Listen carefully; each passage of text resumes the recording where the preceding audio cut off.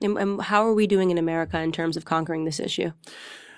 Probably better than any other country because we have the best law enforcement in the world and we have high-tech solutions that are unbelievable. The Homeland Security investigations where I came out of, leading the way, just so impressed. They're our best partners. The Internet Crimes Against Children task forces, which we have, are phenomenal. We support those as well, our foundation. But there's still roughly 250,000 children in the United States currently being sold into sex slavery. And that number, thousands of children are brought in from foreign every year. Here's the problem with America is that we are the #1 consumer of child rape videos in the world. Kids are still being brought over and they're still being exploited because if a trafficker can get that child into the United States, the price just went up. He's going to make a lot more money by bringing the product to the market where it's obviously where it's a higher value. And so there's a big problem. And this is why this is one of the arguments that I made. I had the opportunity to brief the president and Congress and I wrote an op-ed when this whole wall debate was coming up because we've rescued the children in New York City who, but for the wall, they would have been rescued. The kids who were trafficked through the desert with no barrier. And I've talked to these kids, we get them out and they said, once they know, some of them are getting older now and they're looking back, what happened to them? There's one little girl who now works for us. She's in her early 20s. She was kidnapped at 12 years old in Mexico. And she was brought up, no barrier, border or anything, marched right into New York City. And between the ages of 12 and 17 years old in New York City, this little girl was raped. We guess about 60,000 times before she was finally set free. And that's the fate of thousands of children. And now she looks back on this and says, you know what? I wish there had been some kind of opportunity, one last opportunity for me. Had there been a border or a wall where they forced the trafficker to take me through the port of entry and I saw that law enforcement officer who, by the way, these guys are trained to look for this. She said, I would have reached out. Help me. It's a one last chance. So I was going crazy during this debate about how a wall does nothing.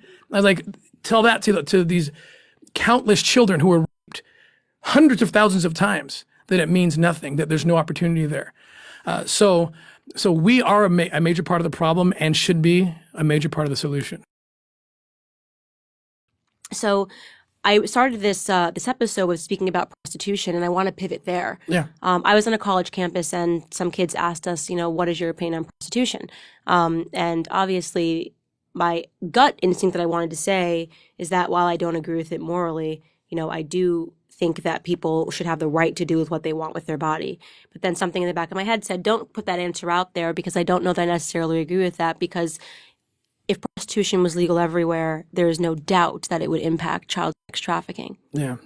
So I've thought long and hard about this because I too am very libertarian in my political ideals and love liberty, and I think people should have the right to do what they want to do. I have the advantage that I know who these bad guys are. And most of Amnesty International came out, and I very much disagreed with what their position was. They're trying to promote rights for sex workers. And I get where they're coming from, but they just don't know the bad guys like I know the bad guys. And part of what they're pushing, and in New York State, they're considering a bill to do the same thing. Part of the sex workers' rights, according to Amnesty International and what people are pushing for, is to preserve the rights of the pimp, of the manager of the sex worker. They claim that they need that. Well, I know these guys, okay? I've been undercover in dozens of countries, dozens of cases. These guys they're wicked and they're evil and they're businessmen. And you can sell a child for double or triple what you can sell an adult for in the sex market. And so these guys would love to have their business legitimized. And now they're being regulated and they're shaking hands with government officials and everything's good. Of course, I'll never show you the 12 little children who are under 10 years old that I have in the basement, but they're for sale too. And they're going to use this new market that the laws have created for them and legitimized for them. And those kids will be hurt. I'm certain of it. I know these guys because I meet with them, and all the guys selling kids also have the adults for sale as well. And they're always trying to upsell you, like, but you can get a 12-year-old for just add on $500 more and I'll give you the 12-year-old.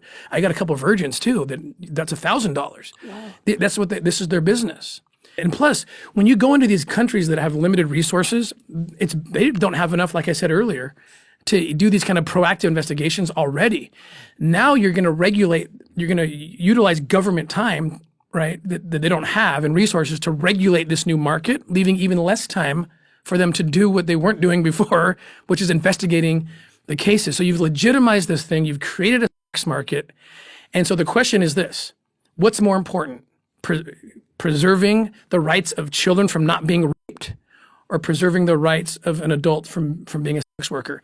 I'm going to choose the children. Right, every single time. Every time. And that's why I've come down strong on the position of no, do not legalize prostitution. Now, do not criminalize prostitutes either. I'm very much against any prostitute being prosecuted. Mm-hmm. I've seen too many prostitutes who, once they've come out and told their story, they were that 10-year-old. They were that 11-year-old. And so I would never, ever prosecute prostitutes. So what I see that people try to do when people defend sex work, and especially, I mean, this is happening on a cultural level. I had one guest who explained to me, actually showed me that Teen Vogue, so, which is appealing to 13-year-old prepubescent young women, has a headline this past year that said sex work is real work. And they go on to defend why sex work should be defended, is defensible, and why we need to open up the laws. And all of this is sort of falling under the umbrella of sexual liberation. And it seems like we never can get sexually liberated enough, right? I mean, it just keeps going, and they need more sexual liberation. And I'm starting to wonder, and I guess just sort of ask myself the questions, if we're really kind of just hitting at, I guess, unweaving the moral fibers of our society.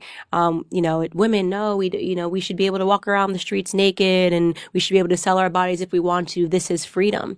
And then when you take a look at it, the thing that's supposed to be freedom is starting to look a lot like bondage. And we are encouraging. I mean, when you look up, and if you're a country and you say, well, America has legalized prostitution in all 50 states, if that was a circumstance, that's a market. I really wonder about where we're going culturally and how this sort of contributes to what you say is the fastest growing criminal enterprise in the world. And and this is the thing, before the interview, I was telling you, the root of that informs everything else is what this is. The fastest growing criminal enterprise in the world is the exploitation of children. And as the more liberal in that sense we become with sexuality, what you said is exactly right. You are leading these kids to bondage. Mm. You're going to create this socio-political environment where children are told, go be free, and go on Instagram and take, shirtless pictures and all these. I know the pimps the traffickers are watching. Their highest their best recruiting tool is our social media platforms. Mm. And I want to be your agent. I want to come do a photo shoot with me. That's how the kids in the United States, by the way, are being sucked into trafficking. So we are encouraging what they're doing in Vogue and other places. They're encouraging bondage. They just don't realize it because they're ignorant to what is actually happening in the underbelly of this whole country and culture. Are you ready? I'm ready. All right. On your mark, get set, world, I give you Tim Ballard. Hey, world, listen up. There's slavery, and it's not dead. It's alive. And Candace said something very important. She said that it's terrifying to talk about this, and that's my fear, that you're going to turn us off. It takes guts to listen to this interview. It takes guts to engage. And, I used to teach international politics at one time in my life, and my students would talk about, when we talked about slavery in the 19th century, I would have been an abolitionist. I would have stood up. And I have to be the jerk, and it sounds, kind of jerkish to say this, but I had to tell them, you probably wouldn't have been, because understand this, people in the North in the 19th century, they didn't travel into South Carolina or Georgia to see slavery any more than you and I travel to Thailand or Mexico or other high trafficking areas. Not that it doesn't exist here, it does, but it's more hidden. And so look back at history, and if you probably would say, I would have been one of those abolitionists. I would have been Harriet Tubman. I would have been Frederick Douglass. Well, now's your chance, because the parallels are almost exact. It's going on now. Slavery is real. There's more people enslaved than any other time in the history of the world, and there's so much that you can do to help eradicate it and liberate and heal these children. So if you go to OURrescue.org or the NazareneFund.org, learn about how you can get involved to help us liberate the captive. That was perfect. Thank you so much for joining. Thank you. That was just, oh God, I was trying so hard not to cry.